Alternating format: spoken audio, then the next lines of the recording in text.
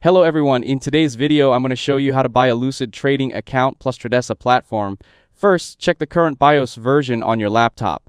Press Windows plus R, then type MSInfo32 and press enter. Now look for BIOS version or date and note it down for reference. Next, prepare your laptop for the update.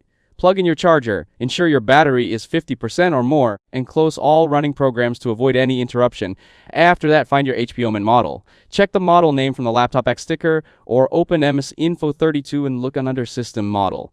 Now, download the BIOS update. Open your browser and search for HP Omen along with your model and BIOS update. Then download the latest BIOS file, which is usually in X format. Next, run the BIOS update. Double-click the downloaded file, click Yes or Install, and follow the on-screen instructions. Your system will restart automatically during the process.